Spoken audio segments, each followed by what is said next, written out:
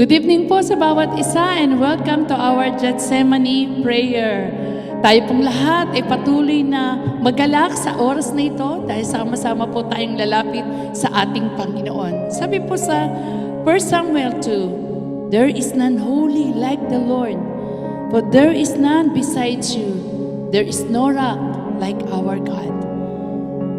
Wala ka nga katulad aming Panginoon. Sa iyong kabutihan, sa iyong kabanalan, sa taglay mong kapangyarihan. Sa pagkakataong pong ito, hayaan mong ibukas namin ang aming mga puso, ang aming mga labi, upang patuloy na ipagsigawan ng papuri, nararapat, tanging sa iyo lamang, Panginoon. You are holy.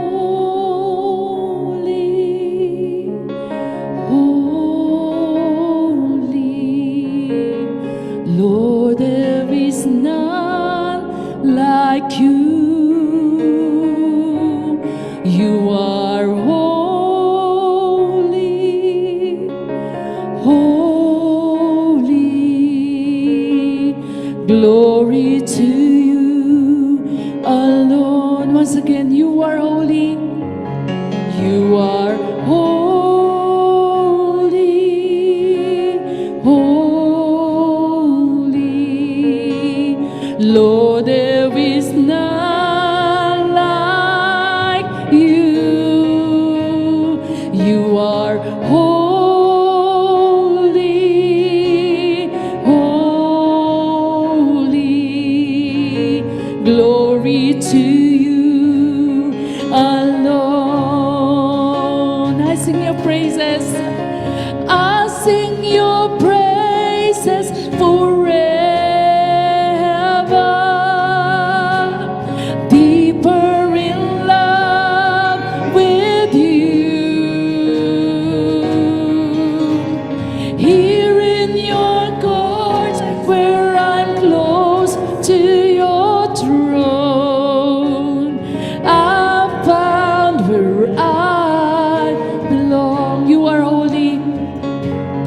You are holy,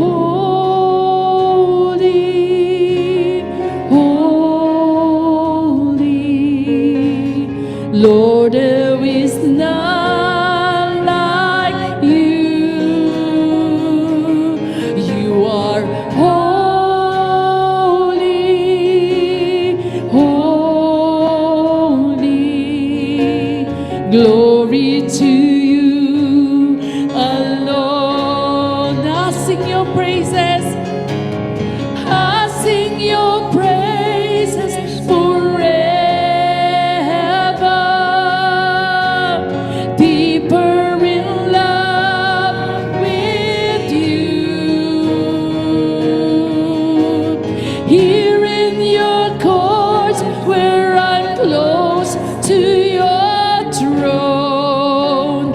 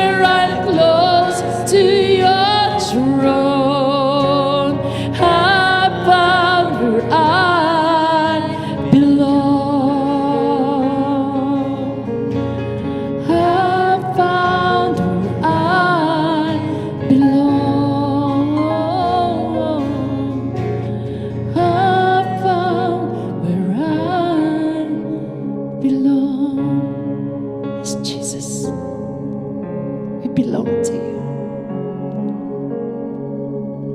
And it's our joy na patuloy na sambahin at papurihan ng iyong dakilang pangalan. Diyos na mabuti, aming Diyos na mapagmahal. You are worthy. You are worthy of our praise. To Him who sits on the throne and to the Lamb be praise and honor and glory and power. Tanging sa iyo lamang. Oh, Jesus,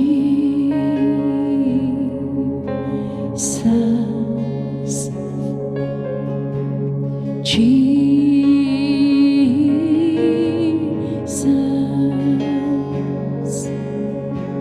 Holy and Anointed One, Jesus,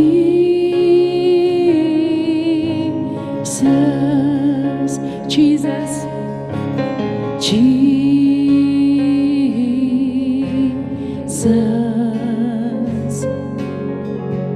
Jesus,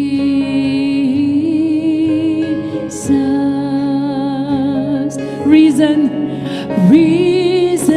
and exalted One, Can we sing once again? Jesus, Jesus, Jesus,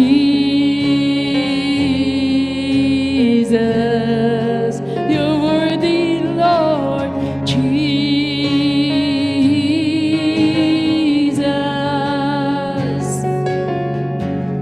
Holy and Anointed One, Jesus, Jesus, Jesus, Jesus,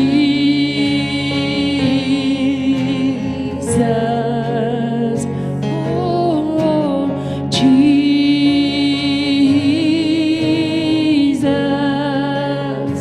risen and exalted One, Jesus,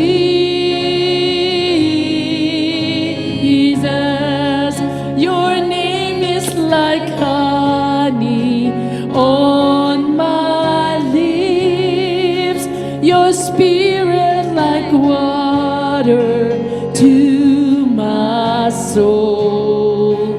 Your word is a lamp unto my feet.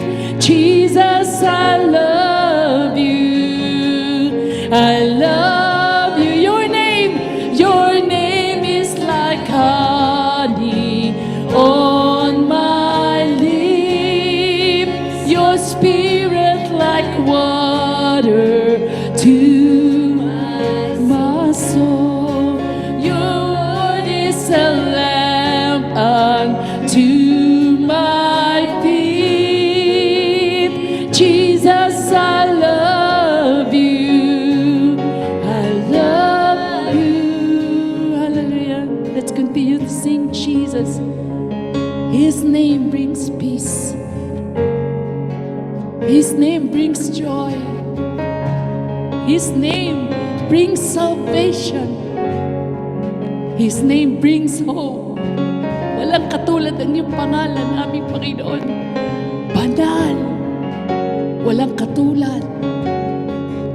Walang maiambing sa iyo. Oh, Jesus,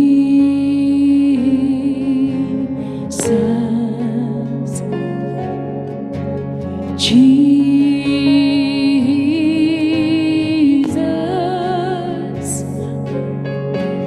Holy and Anointed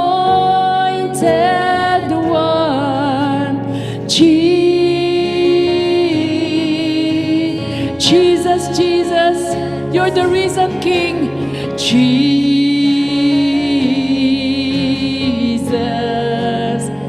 oh,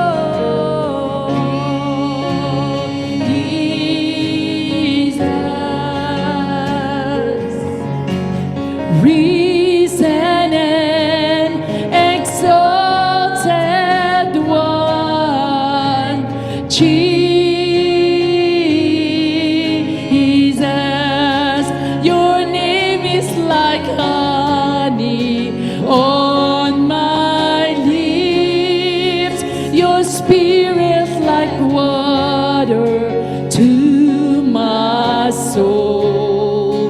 Your word is a lamp unto my feet. Jesus, I love you. I love your name. Your name is like honey on my lips. Your spirit like water to my soul. Your word is a lamp unto my feet. Jesus, I love you. I love you. Jesus, I love you. I love you. I love you. Jesus, I love you. I love you. I love you. Jesus, I love you. I love you. I love you more than anything. Patuloy po tayong umawit sa ating Diyos. Jesus, I love you. I love you. I love you. Jesus, I love you. Jesus, I love you. I love you. I love you more than anything, Lord. Jesus, I love you. I love you. I love you. Jesus, I love you. I love you. I love you. Jesus, I love you. I love you. I love you more than anything. Jesus, Jesus, Jesus, I love you.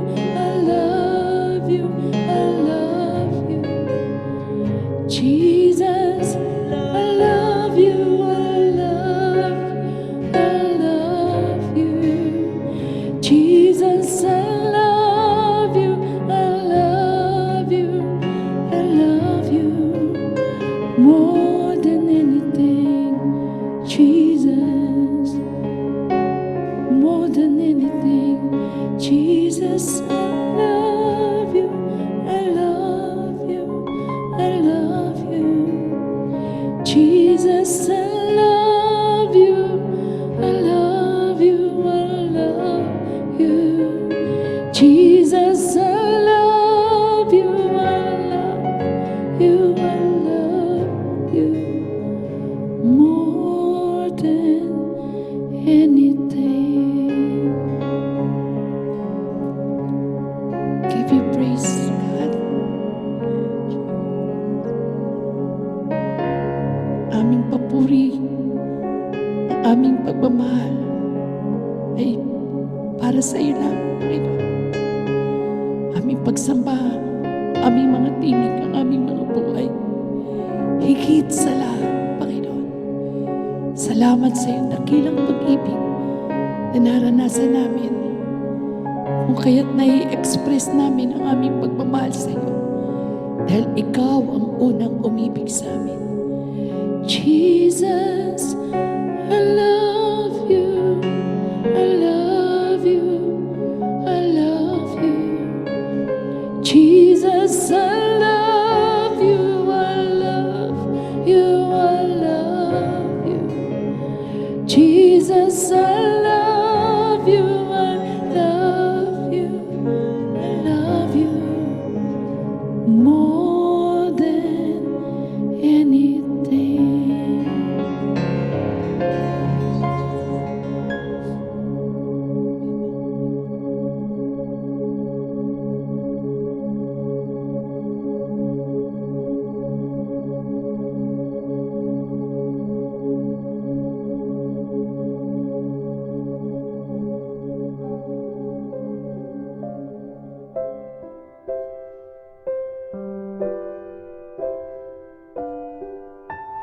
Let us pray po for our world. Heavenly Father, we come before you tonight, recognizing that while the world is shaking, your kingdom remains unshakable. We acknowledge that you are the Lord of all nations, and nothing is too difficult for you. We stand in the gap today, bringing these heavy global concerns to your throne of grace, trusting in your power to intervene. Lord, we lift the leaders of every nation. Grant them divine wisdom na galing sa inyo at hindi sa tao lang. In every meeting and every policy they make, let your guidance prevail so they may lead with integrity and a heart for peace. Lord, we also pray for the unstable global economy. With the rising cost of living, we ask for your provision. Be the source for every family na nahihirapan ngayon, and give our leaders effective strategies to bring stability to the markets, dahil ikaw ang aming great provider. Father, we intercede for our planet as we face an unstable climate. We ask for your mercy over natural disasters and the extreme weather changes affecting so many lives. Teach us to be better stewards of your creation, Lord. Closely tied to this, we pray for world food security. We ask for a blessing upon the harvest and the distribution of resources. Naway huwag niyo pong hayaang manaig ang gutom. Instead, open the way para ang bawat bansa ay magkaroon ng sapat na pagkain para sa lahat. We cry out for peace sa mga lugar na may gulo at karahasan. Lord, we lift up the US and Iran conflict, asking that you de-escalate the tensions and prevent further destruction. Father, we also remember the Russia and Ukraine conflict. So many lives have been impacted, and we pray for a miraculous end to the fighting and for comfort for those who have lost everything. We also bring before you Israel and the war with Hamas. Lord, protektahan mo ang mga innocent civilians and bring a resolution that leads to lasting peace and justice in the Holy Land. Finally, Lord, we pray for our own territory at sa mga tensions in the West Philippine Sea, specifically sa Ayungin Shoal and other shoals. We pray for the safety of our soldiers and fishermen na nandoon sa front lines. Grant our government the courage and the right strategy to handle this situation with China. We declare that our borders are protected by your hand, and we pray for a peaceful settlement that honors our sovereignty and avoids any further conflict. We believe that you hear our prayers, and we place the future of this world in your hands. Lord, strengthen our faith as we continue to pray tonight. In the mighty name of Jesus, we pray. Amen.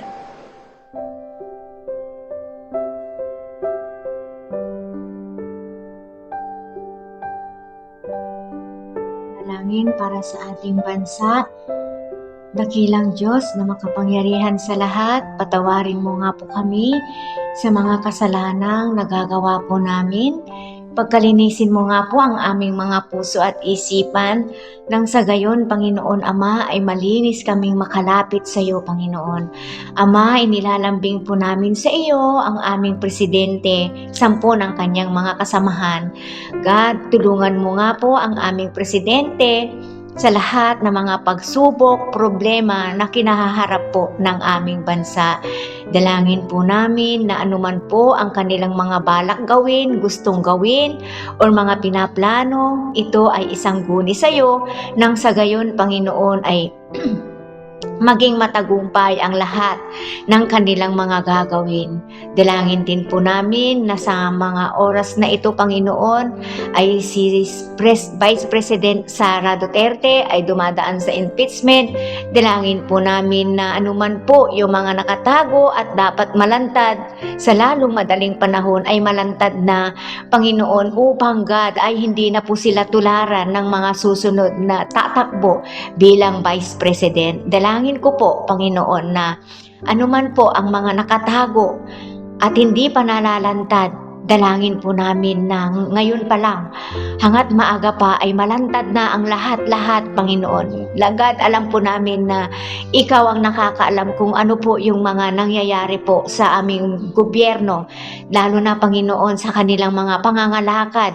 Panginoon, dalangin po namin, God, yung problema po, Panginoon, ng aming bansa na hanggang ngayon, Panginoon, ay minoproblema pa rin yung mga flood control, yung mga ginagawa po nilang project, Panginoon. Hindi lang po sila, Panginoon, hindi lang po taong bayan ang apektado, kundi pati kanilang mga pamilya.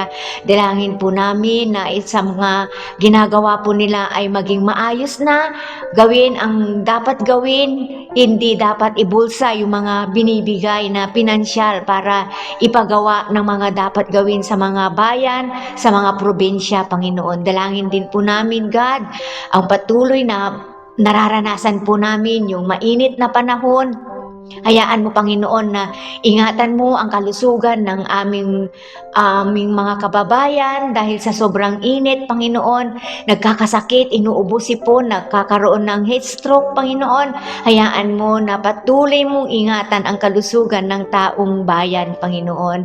God, idinudulog ko rin po, Panginoon, ang lahat ng mga magsasaka dahil sa sobrang taas ng gasolina, sobrang taas ng mga bilihin. God, hindi na po dumarating sa merkado yung mga kanilang produkto. Minsan, God, tinatapon na lang sa bukid yung mga pananim po nila, yung mga produkto po nila dahil hindi madala sa merkado dahil sa sobrang taas ng gasolina. Dalangin po namin na tulungan mo po ang aming mga magsasaka sa kanilang pagkalugi. Yung iba pong magsasaka halos hindi na rin po nakakapagtanim kasi sobrang init ng panahon at yung lupa ay tuyong-tuyo. Dalangin po namin na lahat po, Panginoon, ng mga bagay na ito amin pong ipagkakatiwala, amin pong idudulog sa iyo. Idinudulog ko rin po, God, yung nangyayari po, Panginoon, na umaalborotong Taal Volcano in Mayon, Panginoon. Hayaan mo, God, na yung mga malapit na nakatira dito ay hindi po makaepektuhan ang kanilang kabuhayan, hindi po maepektuhan ang kanilang kalusugan. Patuloy kang kumilos sa aming bansa, lalo na, Panginoon, idinudulog din po namin sa iyo, Ama, yung mga kinahaharap po ng aming bansa. Dalangin po namin na agad itong masolusyonan. Inhayaan mo, Panginoon, na ang mga bagay na ito, Panginoon, na nangyayari po sa aming bansa ay meron kang itinuturo, at hayaan mo, Panginoon, na ang taong bayan aminin na kami ay makasalanan, hilingin ang awa at habag mo, nang sa gayon, Panginoon, ay God, magiging maayos po ang kalagayan ng bansang ito. Dalangin din po namin ang patuloy na pagkilos mo sa Philippine and China Sea. Dalangin po namin na ingatan mo ang aming mga, God, ang aming mga nagbabantay, Panginoon, sa dagat na ito. Hayaan mo, Panginoon, na patuloy mo po silang ingatan, samahan kung sila ay inaatake ng mga Tsino. Dalangin po namin ang patuloy na pagkilos mo sa bansang Pilipinas. Alam po namin na ang bansang Pilipinas ay mahal mo. Ang bansang Pilipinas ay iyo, Panginoon. God, purihin ka nga po sa bansang ito. Wala po kaming ibang itataas, ipaparangalan, at papupurihan, kundi tanging ikaw lamang, Ama. Idinudulog ko po ang lahat ng mga namumuno, ang lahat ng pinili mo para mamuno at mga alaga sa bansang ipinagkatiwala mo. Magkaisa sila ng saloobin na tulungan at ang taong bayan, mabigyan ng trabaho yung mga walang trabaho, magkaroon, Panginoon, ng trabaho yung mga walang trabaho, nang sa gayon, Panginoon, ay mabuhay din ang kanilang mga pamilya. Panginoon, idinudulog ko po ang aming bansa at ipinagkakatiwala ko po sila sa inyo. Alam po namin na ikaw lamang ang Diyos na aming aasahan. Alam po namin na sa mga bagay na nangyayari ay meron kang itinuturo sa aming bansa. Pagpalain mo ang gabing ito, Panginoon. Sa iyo po namin ibinabalik ang papuri at pasasalamat na sa iyo lamang nararapat. Sa pangalan ni Jesus, Amen and Amen.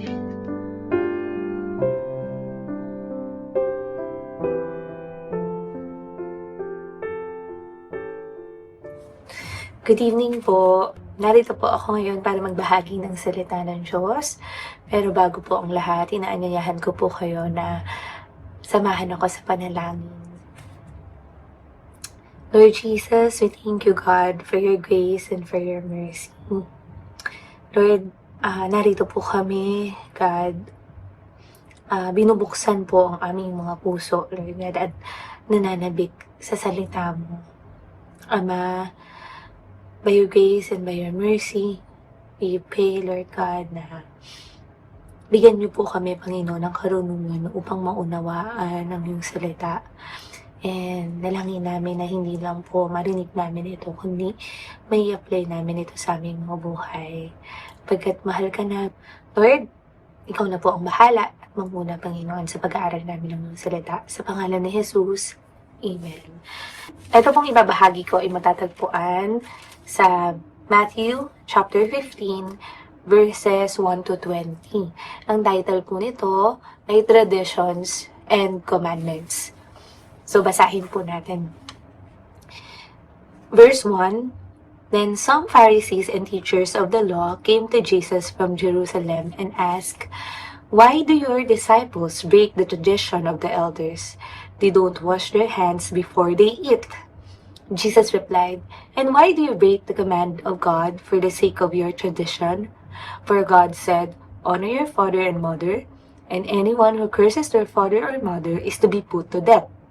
But you say that if anyone declares that what might have been used to help their father or mother is devoted to God, they are not to honor their father or mother. With it, thus you nullify the word of God for the sake of your tradition. You hypocrites, Isaiah was right when he prophesied about you. Verse 8, These people honor me with their lips, but their hearts are far away from me. They worship me in vain, their teaching are merely human rules. Verse 10, Jesus called the crowd to him and said, Listen and understand. What goes into someone's mouth does not defile them, but what comes out of their mouth, that is what defiles them. Then the disciples came to him and asked, Do you know that the Pharisees were offended when they heard this? He replied, Every plant that my heavenly Father has not planted will be pulled up by the roots. Leave them, they are blind guides. If the blind lead the blind, both will fall into a pit. Peter said, Explain the parable to us. Are you still so dull? Jesus asked them. Don't you see that whatever enters the mouth goes into the stomach and then out of the body? But the things that come out of a person's mouth come from the heart, and these defile them. For out of the heart come evil thoughts, murder, adultery, sexual immorality, theft, false testimony, slander. These are what defile a person.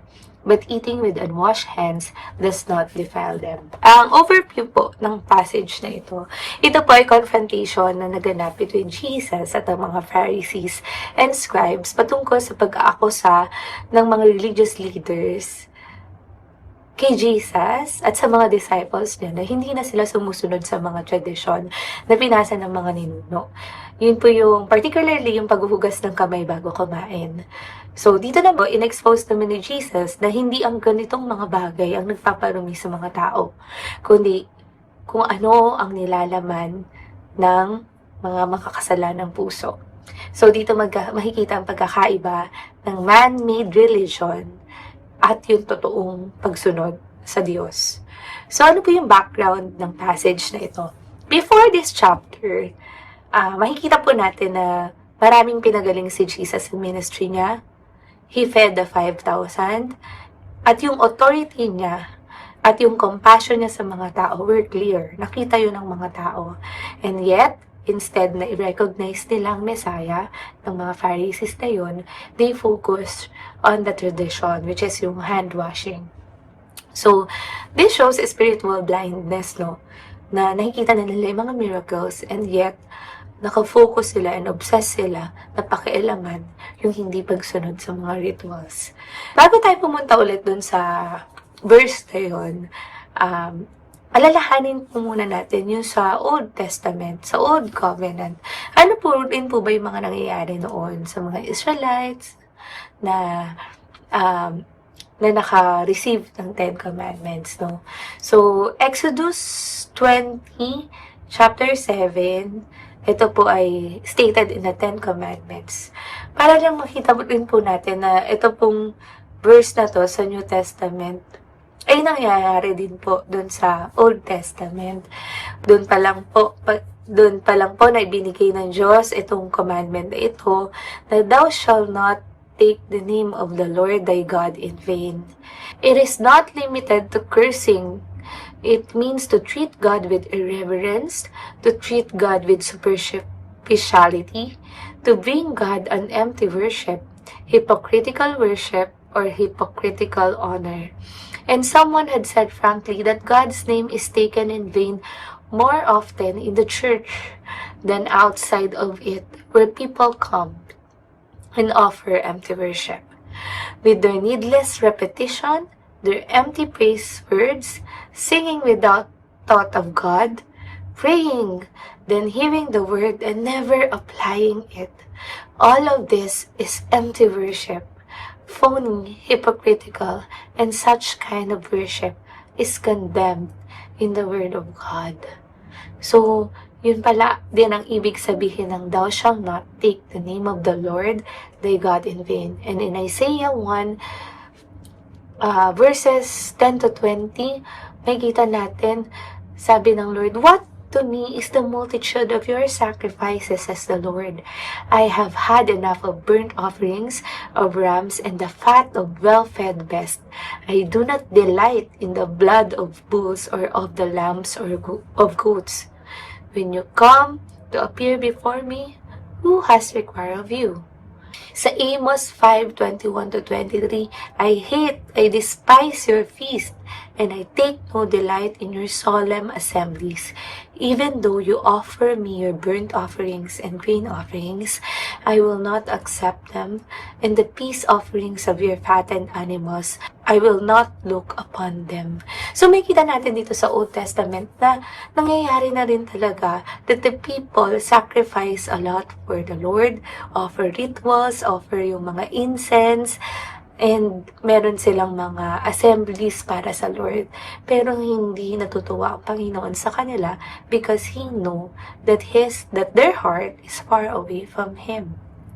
So, ganun din po yun. Ganito din ang makikita natin dito sa traditions and commandments wherein the people follow yung mga rituals and mga traditions na katulad or same ng authority ng Word of God. So, bago ang lahat, pumunta ulit tayo doon sa verse na yun. Sino nga po pala yung Pharisees and yung mga scribes na pumunta kay Jesus? Ang mga Pharisees ay yung mga respective Jewish leaders or group sa time ni Jesus. Kilala po sila na sumusunod strictly sa law ni Moses. At yung mga traditions, binabantayan po nila kasi nakarely sila sa outward purity. So, marami sa kanila nagpo-pursue ng holiness, subalit, ang dating sa kanila, nagiging proud sila sa sarili nila. And self-righteous na sila. Nakafocus lang sila sa external rules. Whereas the scribes naman, ito yung mga experts ng law, inaaral nila ito, ini-interpret nila ito. And marami sa mga scribes ay connected sa mga Pariseo, sa mga katuruan at tradisyon ng mga Pariseo. At sila yung may authority na mag-explain sa mga tao kung ano ang gagawin base sa mga batas at tradisyon. So, yun po yung lumapit kay Jesus. So, they questioned Jesus. So, why did they come from Jerusalem, no? Sabi dito, the Pharisees and scribes came to Jesus from Jerusalem and said, why do your disciples break the tradition of the elders, or they do not wash their hands when they eat? So, Jerusalem kasi is religious center ng Judaism. So, yung mga leaders coming from Jerusalem, parang ito ay nagsasuggest na may i-investigate. So, yun yung pagpunta nila kay Jesus. They were not coming to learn, but to challenge Him. So, ano yung hand-washing tradition na sinasabi dito? Yung issue po dito, sa tradition na ito, is not the hygiene, na maghugas ka para malinis yung malinis yung kamay mo bago kumain. But it is a ceremonial washing. So, nakikita ng mga Pariseo na talagang yung mga traditions na ito ay spiritually necessary. So, ito na. So, Jesus answers with a question, and why do you break the commandment of God for the sake of your tradition? Ano ba yung mga tradition na yun? Yung sinabi dito is, yung kapag may kinamit ka na offering sa simbahan, ay hindi mo na aalalahanin yung mga parents mo na nangangailangan ng tulong, 'di ba? Pero sabi naman sa Word of God, 'di ba? Honor your mother and your father. And kalakip nun is yung pagtulong mo sa kanila kapag nangangailangan sila. Pero yung mga laws ng mga elders na ito, it seems so religious na, ay, ang laki ng offering nila sa simbahan. So, nakita nila outwardly na nag-help sa simbahan itong mga leaders na ito or yung mga nagpa-practice ng tradition na ito. Ngunit, yung inwardly na ayaw nilang mag-help sa mga magulang nila, sa mga matatanda nilang mga parents, ay hindi na nakikita. Kumbaga nababaliwala na yun, yung honoring their parents. So what are the other examples of the Jewish traditions that contradict God's moral law? For example, yung sa Sabbath day, na bawal silang mag-help or mag-heal sa Sabbath day. So, ang kino-contradict ng moral law ni ganun is, paano ka magagawa ng mabuti, di ba? Paano na yung love and mercy for others? Meron pa dito silang religious leaders, ina-avoid po talaga nila yung may mga sakit, yung mga sinners, yung mga ceremonially unclean. So, kung iiwas sila ng iiwas doon, paano naman nila mapapakita yung nasa moral law or nasa commandment di ka na love your neighbor? And there is mercy and justice. Diba? So, yun yung mga nababiolate. And also yung washing of hands, yung cups nila, yung mga vessels nila. But their hearts are far away from the Lord. So, ang kinocontradict nun is the purity of the heart and the truthfulness before God. So, yun yung mga pinapractice nila na sobrang layo or sobrang binibreak yung commandment ni God for the sake of the tradition. Kaya kino-question ito ni Jesus. So, ito na, sa verse 7 to 9, sabi ni Jesus, you hypocrites, diba? These people honor me with their lips, but their heart is far away from me. In vain do they worship me, teaching as doctrines the commandment of men. So, pinapakita dito na God is interested in the real, internal and the real, yung totoo. Minsan, we are far more interested dun sa mga external images natin. Pero napapabayaan natin yung relationship natin with God or yung fellowship natin with the Lord. Laging outward appearance, no? So, ito yung dinideal ni Jesus dito sa pag-uusap nila ng mga Pharisees and scribes. And also, in verses 10 to 12, Jesus speaks to the multitude about religious externalism. Sabi dito, hear and understand, it is not what goes into the mouth that defiles a person, but what comes out the mouth, this defiles a person. So, he means that yung mga food na kinakain doesn't make anyone spiritually unclean. Pero yung mga sinful words and actions flowing from the heart, it reveals the true uncleanliness. Dito sa verse 12 to 14, sabi dito ng mga disciples sa kanya, do you know that the Pharisees were offended when they heard this saying? He answered, every plant that my heavenly Father has not planted will be rooted up. Let them alone. They are blind guides, and if the blind lead the blind, both will fall into a pit. The Pharisees were offended because the truth exposed their hypocrisy. They look spiritually impressive, right? But they were not planted by God because they rejected His truth. Ito yung nagpo-point sa sovereignty ni God na only what the Father truly plans endures.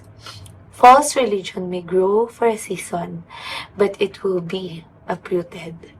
Jesus calls the false teachers blind guides. Leaders without the truth mislead others. So dito na tayo papasok sa verses 15 to 20, which is yung the condition of the heart is what really defiles a person. But Peter said to him, "Explain the parable to us." And he said, "Are you also still without understanding? Do you not see whatever goes into the mouth passes into the stomach and is expelled? But what comes out of the mouth proceeds from the heart, and this defiles a person. For out of the heart comes evil thoughts, murder, adultery, sexual immorality, theft, false witness, slander. These are what defile a person, but to eat with the unwashed hands does not defile anyone." Brothers and sisters, sins affects the whole person, especially the heart. Humanity's deepest problem is internal corruption, not merely yung environment or behavior. We need regeneration, and only the Holy Spirit can cleanse the heart. So, what are the questions that we must ask ourselves? No? Kasi, itong particular na verses na ito, traditions versus commandments, ay nagpe-pertain talaga sa condition ng heart. Yung hindi natutuwa ang Panginoon natin sa pagsunod lang natin sa mga laws, sa mga rules, sa mga traditions na meron tayo. But He is looking after our heart. Dapat ba ito sa Panginoon? Nagtitiwala ba tayo sa Panginoon? Sumusunod ba talaga tayo wholeheartedly? Ginagawa ba natin ang lahat ng inaalay natin sa Kanya ng buong puso? At nag-worship pa tayo ng buong buhay natin? Or worshiping lang with our lips? Kumakanta lang tayo pero our hearts are far away from Him. These are the questions we need to ask ourselves. Do we never miss Sunday worship, yet continue living in unforgiveness, pride, dishonesty, or secret sin? Do we faithfully attend church gatherings but rarely seek God privately in prayer, repentance, and obedience? Do we appear active in ministry yet have little love for Christ at home or in our daily life? Do we post Bible verses, worship lyrics, or Christian content online while living differently offline? Are we more concerned with appearance than holiness, reputation than repentance, and activity than intimacy with Christ? Have we truly come to Jesus for heart cleansing, or we are only maintaining outward religion?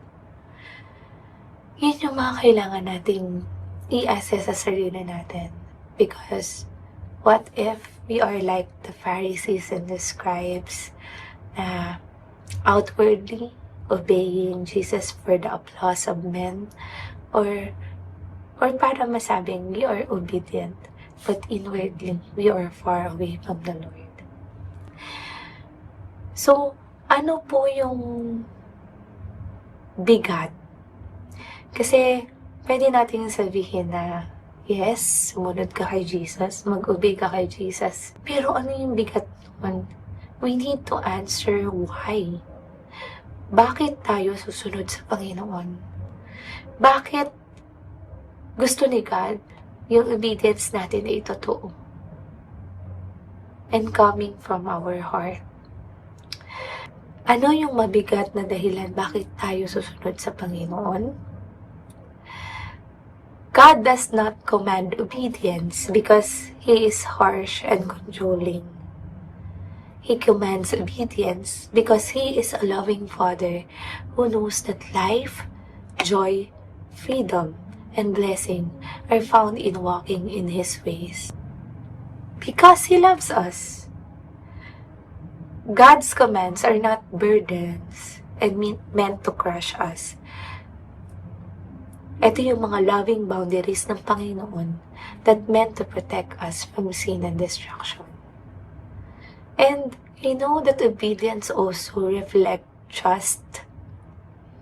Na we obey God saying, Lord, I trust you that your wisdom is better than my desires. And number 3, because obedience flows from love. Kapag sumusunod tayo sa Panginoon, sinusunod natin yung sinabi ni Jesus na, if you love me, you will keep my commandments. Hindi po duty yung pagsunod. But, ito po yung response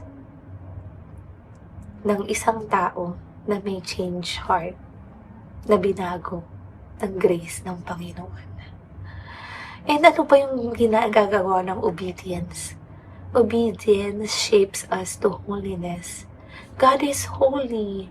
Gusto ng Diyos na maging kawangis niya tayo.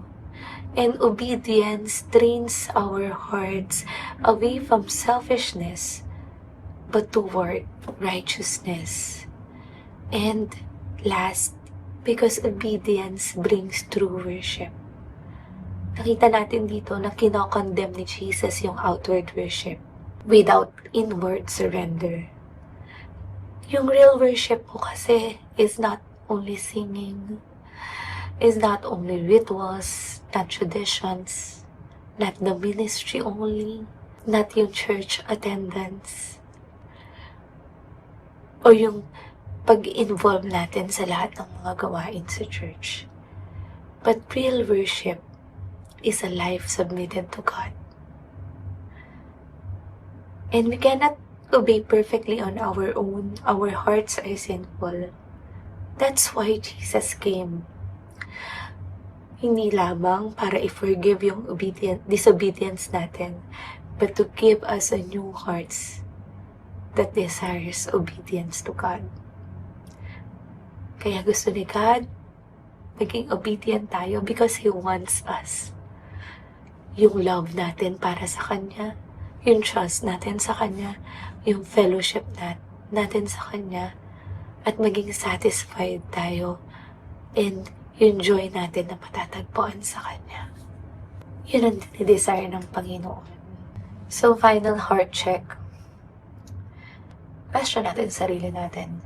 If all the public ministry stopped and no one could see us, would we still seek Jesus in the same hunger?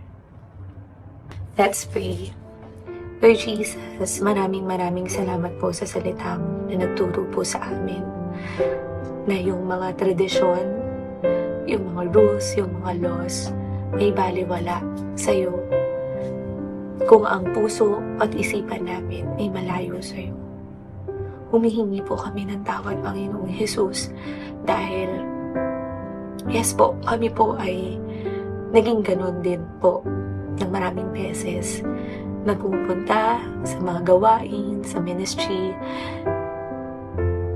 sumusunod or nagbibigay ng oras, mga sacrifices, and yet yung mga puso namin ay hindi maayos or hindi dine-devote namin, Panginoon, sa iyo.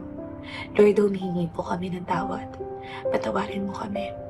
Thank you, Jesus, that you are there na naglilinis ng kasalanan namin at nagdadala sa amin, Panginoon, pabalik sa Ama. Maraming salamat because you are our good Lord na nagpapatawad sa aming mga kasalanan. Sabi niyo po, if you confess our sins, He is faithful and just to forgive us our sins and cleanse us from all unrighteousness. Lord, may your word transform us, Lord God, and cause us, Panginoon, to apply this in our lives. That makita namin and maisa puso namin, Lord God, that our fellowship with you, that our obedience with you, Panginoon, ay dapat totoo, Panginoon, sa aming puso. At dinideserve po, Panginoon, ng aming puso. Maraming pong salamat. Dalangin namin na ikaw po ang una. Maraming salamat po. In Jesus' name we pray. Amen.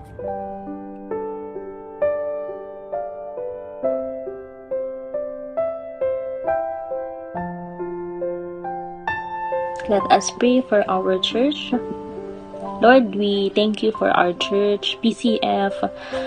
Thank you, Jesus, for our pastors, especially Manong Don, our head pastor, Lord. Thank you, Jesus, for the works of their hand, Panginoon, O God. Thank you for using them, Father. Thank you, Jesus, for our leaders, our pastors, O God. May you continue to guide them as they lead other people, O God. Thank you, Jesus, for their life, for using them to serve, for using them to care, and for using them, Panginoon, to spread your word, O God. Lord, I pray that you will give them wisdom in every decision that they make. Strengthen them, Panginoon. Continue to give them peace, O God, and may you fill their hearts with humility and integrity and deep love for you, especially when doing your work, Panginoon, O God. Lord, I know that sometimes they feel weary, they feel disappointed, Panginoon, O God. But I pray that you will continue to sustain them. May you continue to encourage them, O God, as they study your word, Panginoon.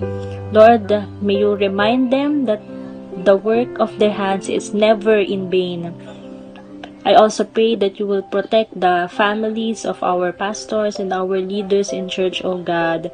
May you continue to protect them, provide for their needs, Panginoon, and surround them with your grace and favor. And I pray that they may lead with courage, they will lead with compassion, and they will be faithful, Panginoon, in teaching your word. Not just teaching, but they will also do what is written in your words, Panginoon. They will walk in obedience, Panginoon. That their lives will be an example of faith, hope, and love. I pray, Jesus, that you will strengthen their vision and guide them by your Holy Spirit in all that they do. That they may lead the people, they will draw many people closer to you. And Lord, we trust them in your loving hands. Lord, I also pray for the different ministries in our church. May you continue leading every ministry. I pray for the youth ministry. May you continue to guide the young people now, Panginoon. It is a very crucial age for them. I pray sa youth ministry as they do the Puso Notebook now. May you continue to help the leaders, anoint the leaders, Panginoon, yung mga nagvo-volunteer, O God, na ma-lead ang mga youth na ito into you, Panginoon. Hindi lang sila mag-share ng kanilang mga emotions, ng kanilang mga experiences, but I pray that their hearts will be open in loving you and accepting you as their Lord and Jesus Christ. Protect the hearts and mind of these young people. May you help them in finding their identity in Christ alone. May you raise them to be bold, faithful, and passionate to other people. I pray for the Sunday school ministry. I pray for their upcoming VBS activity on this May. I pray that you will continue to bless the teachers with good health, with wisdom, with patience as they prepare, Panginoon. I pray for all the kids that maka-cater kami, Panginoon, ng at least more than 100 kids, oh God. They will come to know you, they will be hearing, Panginoon, your stories, and they will also accept you, Panginoon. I pray, Lord, na they will also be a regular attendee, Panginoon, ng Sunday School. And thank you, Jesus, sa mga ginagamit mo din, Panginoon, to make this VBS come true, Panginoon, sa mga sponsors na ginagamit mo to help our kids ministry. I also pray for the praise and worship team as they lead every Sunday. as they lead in worshiping you. I pray, Lord, all the worship leaders, even yung mga nag-instruments, even yung nasa technical, Panginoon, I pray that you will guide them in every song, in every instruments that they play. I pray, Lord, that they will also worship in truth, Panginoon. Their hearts are also singing with joy, thanking you, Panginoon. Fill the worship team with sincerity, joy, and they may lead others into your presence alone, Panginoon. I pray for the mission ministry, Panginoon. Thank you, Jesus, for protecting them as they go out the church and leading other people into you, Panginoon. May you continue to sustain them, give them the guidance that they need, give them the wisdom that they need, Panginoon, as they do the mission outside, Panginoon. And I pray, Lord, na patuloy mo po silang samahan. Also sa mga ushering, patuloy mo silang bigyan ng joy, Panginoon, as they greet people in the morning, Panginoon. And every workers, I pray for every workers in the church, every volunteers, that their work in the Lord is not in vain, Panginoon, O God. May we never grow tired of doing the ministry for you, Panginoon, O God. Lord, may you continue to bless the works of our hands, whether seen or unseen, Panginoon. Our efforts is coming from you, Panginoon, O God. Our work is also coming from you, Panginoon. And everything that we do, may we give glory to you alone, Panginoon. We thank you, Jesus, and we glorify you. I pray, Lord, sa may our church be standing firm in times of trial, and may we shine brightly in times of darkness, Panginoon. May you use our church to bring hope to other people, and they will come to know you, that you will give them peace. They will not feel in troubled, and they will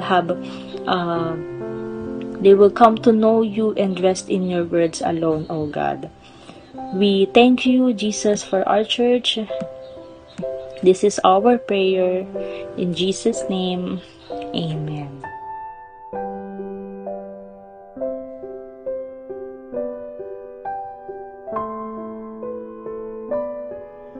Let us now pray for the family.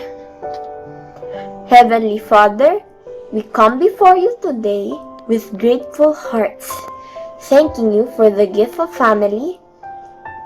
Thank you for the love that binds us together, for the moments we share, and for your constant presence in our lives. Lord, we lift up our family to you, trusting in your goodness, guidance, and protection. Father, we pray for the fathers in our families. Strengthen them, Lord, as the leaders and providers.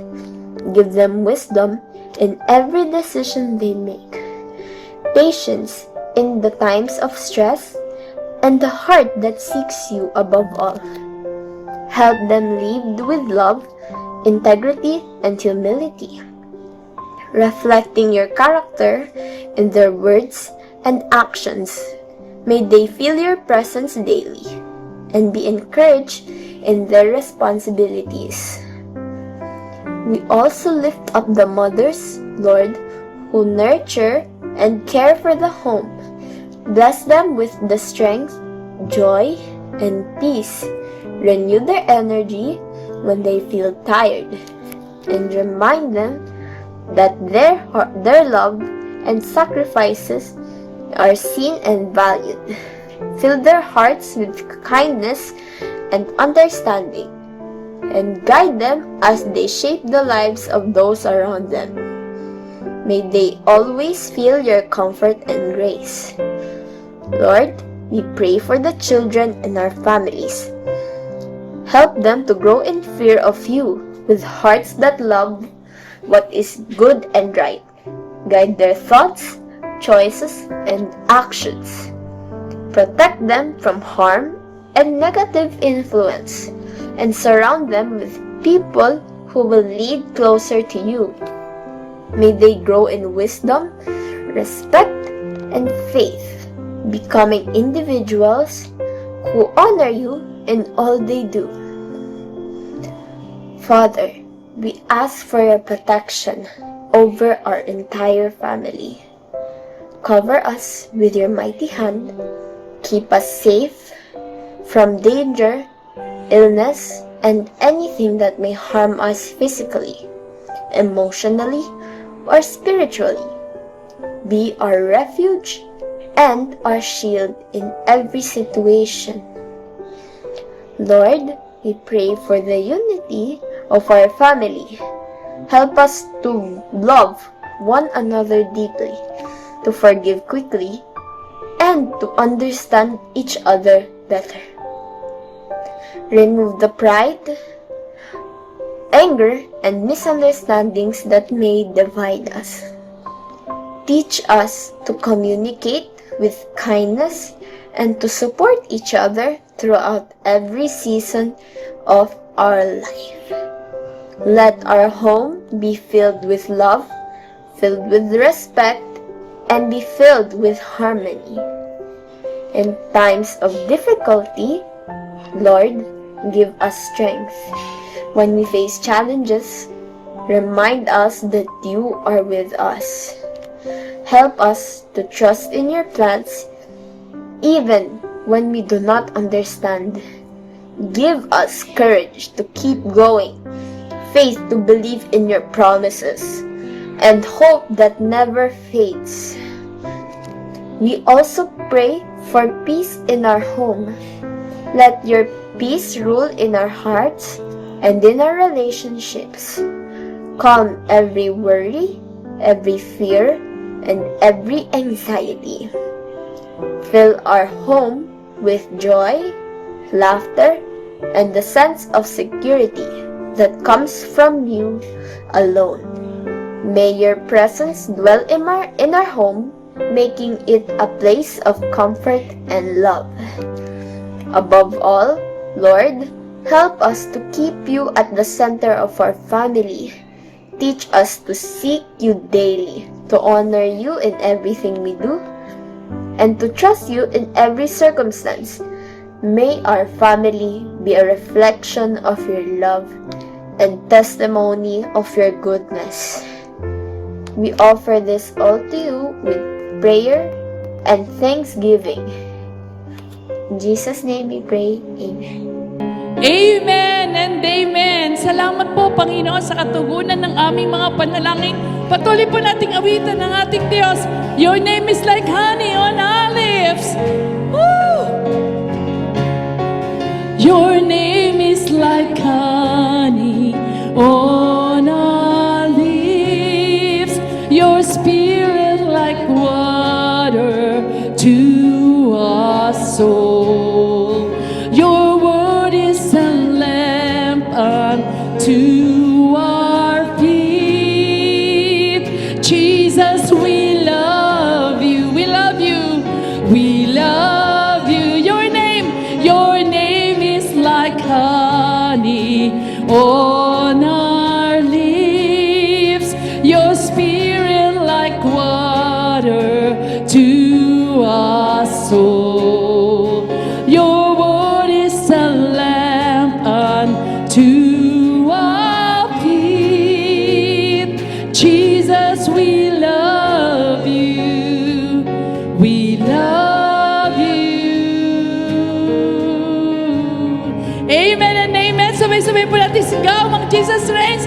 1, 2, 3, go! Jesus reigns!